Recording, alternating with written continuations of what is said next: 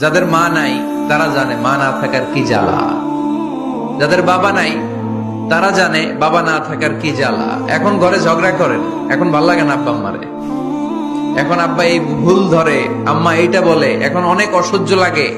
তো যেদিন চলে যাবে ওই দিন বুঝতে পারবেন মাথার উপর থেকে ছাতাটা নাই হয়ে গেছে, বটবৃক্ষটা চলে গিয়েছে, আর উপদেশ দেওয়ার মতো কেউ নাই, কাছে আগলে রাখার মতো কেউ নাই।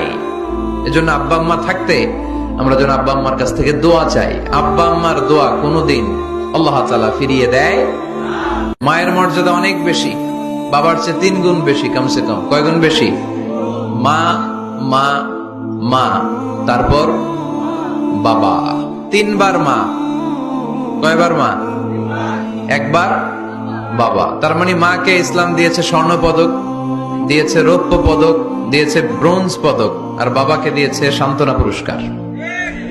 আমরা এটা নিয়েই খুশি, ঠিক কিনা? তাহলে মাকে 3টা পুরস্কার, স্বর্ণ পদক মা, রৌপ্য পদক মা, ব্রোঞ্জ পদক মা, বাবারে দিছে কি? সান্ত্বনা পুরস্কার। এজন্য মায়ের মর্যাদা বেশি। লাউ কাতা'তা জিলদাক, চামড়া কেটে যদি মায়ের পায়ের জুতা বানিয়ে দাও। ছোটবেলা যে মায়ের বুকের দুধ খেয়েছো, আল্লাহর হাবিব বললেন 1 ঢোক দুধের শোধ আদায় হবে না, ঠিক কিনা?